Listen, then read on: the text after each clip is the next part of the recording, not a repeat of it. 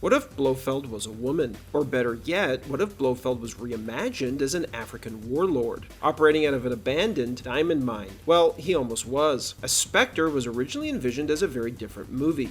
At one point, the film was conceived as the first half of a two-part story. M would have been the mole with an MI6, and instead of Mr. Hinks, the film's deadly enforcer would have been a ruthless CIA Black Ops agent a la Black Widow, who initially teams up with Bond, only to later betray him. So let's dive in and find out why these changes happened, resulting in the movie we got, and also take a look at what could have been Spectre. After writing 6 James Bond novels, Ian Fleming approached producer Kevin McClory about bringing 007 to the big screen. However, instead of adapting one of Fleming's existing novels for the screen, McClory, fascinated by diving and underwater exploration, suggested coming up with a new story that featured underwater photography. Joined by 2 others, they collaborated on the concept before screenwriter Jack Whittingham turned their ideas into a script titled Longitude 78 West. Fleming later renamed it Thunderball, which introduced iconic Bond elements like the criminal organization Spectre and its leader, Blofeld. However, the partnership began to sour. Fleming lost confidence in McClory after his film The Boy in the Bridge was poorly received, and as Fleming struggled with his next Bond novel, he chose to adapt the Thunderball script, almost titling the book Spectre. When the novel was published, McClory wasn't credited or financially compensated, prompting him to sue.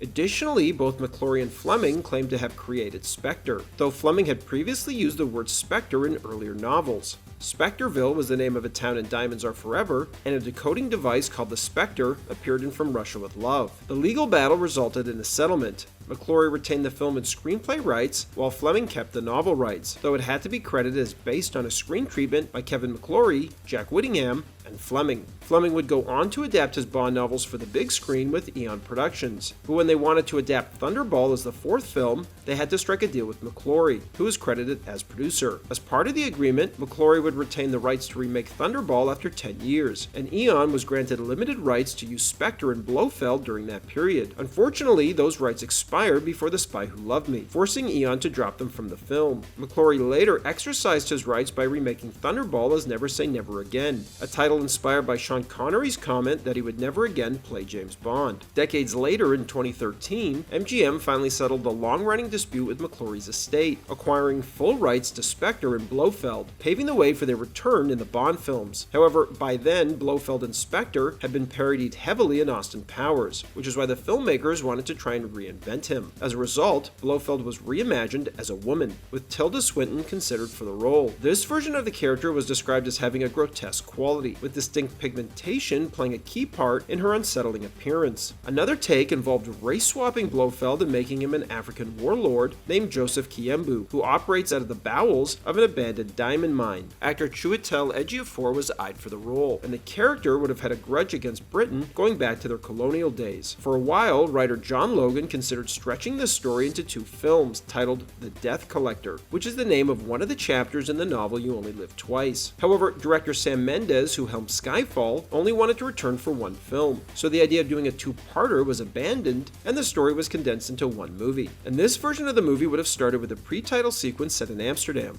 where Bond is working undercover as a cage fighter in a gritty underground match. The venue is suspected of being tied to a larger criminal network, and MI6 is hoping to gather intel on whoever's pulling the strings. Security is airtight, so Bond fakes his own death mid-fight to access the more restricted areas of the facility. Also, he's not alone. Q, Moneypenny, and even M are all on the field, working together on the op. The sequence eventually escalates into a high-speed boat chase, concluding with the deciphering of a code book which yields the name Blofeld as we go into the opening credits. And while the mysterious criminal organization Quantum had been developed for the Craig film since they didn't have the rights to use Spectre, now that the rights were back in hand, director Sam Mendes chose to retcon the previous films and try to retroactively tie everything together. He wanted to reveal that Blofeld had been the mastermind behind all of Daniel Craig's Bond adventures, even though the earlier films had been written with no grand, unified plot in mind. As a result, Quantum became a division within Spectre, with previous villains Silva, Mr. White, and Lashif being retconned to having worked under Spectre's umbrella all along.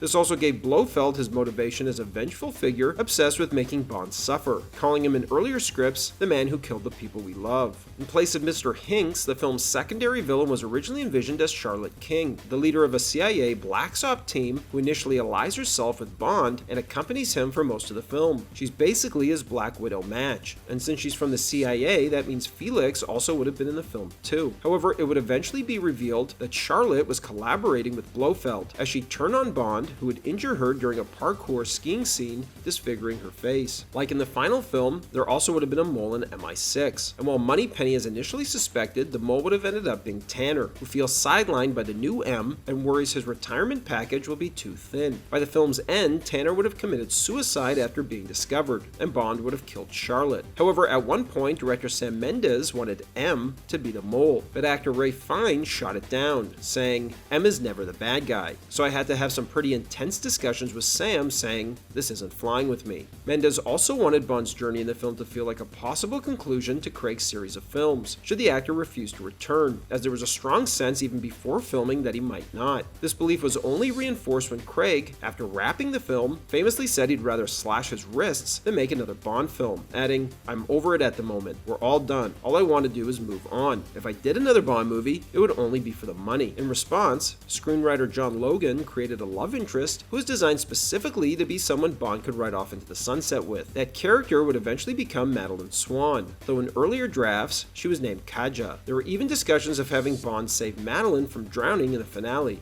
a deliberate parallel to Vesper's death, which Bond had been powerless to prevent. While in the field, Q is abducted, and instead of Bond being neurosurgically tortured near the end, Blofeld throws him in a solar oven with Q. When the sun rises, they'll be burnt alive. However, Q reminds Bond that the watch he gave him doubles as an explosive. They use it to blow their way out of the furnace, only to be met by two armed guards. In the chaos, Q is forced to shoot one of them. Visibly shaken by the act, Bond reminds him that sometimes a trigger has to be pulled, echoing the same line from Skyfall. After compromising every major intelligence agency in the world, Blofeld's plan in this version was to bomb a high-level intelligence summit in London and trigger a massive blackout. The bomb was hidden aboard a boat, set to unleash chaos at just the right moment, with Blofeld ominously remarking, "The map of the world will need to be redrawn." So what went wrong? The studio felt Blofeld's plan wasn't any bigger than previous Bond villains, which should have been considering the importance of the character. Plus, they felt it was vague and confusing. They also felt aspects of him and his plan were derivative of Skyfall, such as his abandoned mine versus Silva's abandoned island, the bomb on the boat versus the bomb on the train, and the attack on the intelligence summit versus the attack on M's hearing. They also felt the idea of connecting the last three Bond movies to Blofeld, while an exciting idea, didn't quite make logical sense. However, Sam Mendes was adamant that the film had to continue the exploration of Bond's long-silenced childhood and had to reconnect with the first three films' missions. While going through the original Fleming books to see if there was anything else written about Bond's childhood, Mendes came across Hans Oberhauser, described as a father figure to a young Bond in the short story Octopussy. Inspired by this, Mendes developed the idea that Oberhauser became a temporary guardian to Bond after his parents' death, pushing his own son to the sidelines in the process. This twist reimagined Oberhauser's biological son as a resentful figure, cast out in favor of Bond, setting the stage for a deeply personal rivalry rooted in abandonment and jealousy.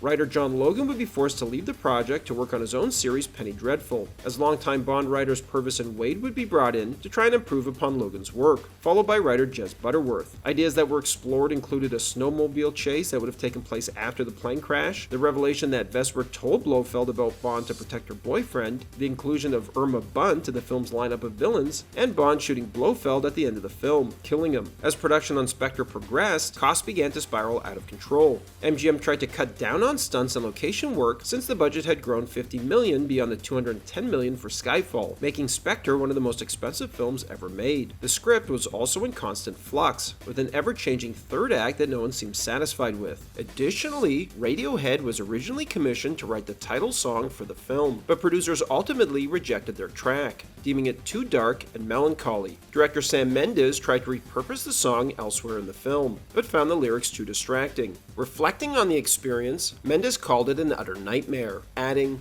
"We had this beautiful song and we weren't able to use it, but it's somehow cooler for Radiohead to have written a song that wasn't used." Radiohead's longtime producer, Nigel Godrich, was less charitable, calling the whole ordeal a real waste of energy, and noting that it disrupted their work on a moon-shaped pool. In the end, Sam Smith was brought in to write and perform Writings on the Wall, a song that, despite mixed reception, went on to win an Academy Award. In the end, Spectre was a disappointment. Despite the massive budget and high expectations following Skyfall, the film failed to connect with many fans. One of the most criticized elements was the personal connection between Bond and Blofeld, which audiences felt undermined the character's mystique, with many comparing it to something as absurd as the Joker and Batman being revealed as stepbrothers. Christopher Waltz's casting, which executives hoped would recapture the magic of his Oscar-winning turn in Inglourious Bastards, also fell flat. Without Tarantino's razor-sharp dialogue to elevate the role, Waltz's Blofeld felt underwhelming and lacked the menace fans were expecting from Bond's most iconic villain. Fans were also frustrated by the film's attempt to retroactively connect the events of the last 3 films to a single overarching villain,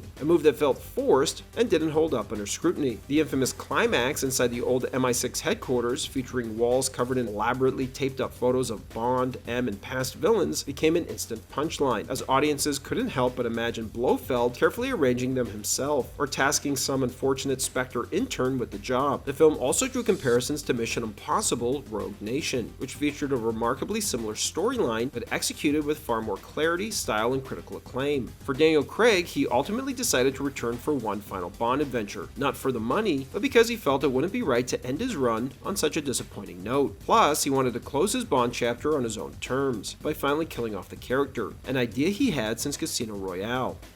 Thanks for watching, everybody, and don't forget to like and subscribe to Bullets and Blockbusters for more great content.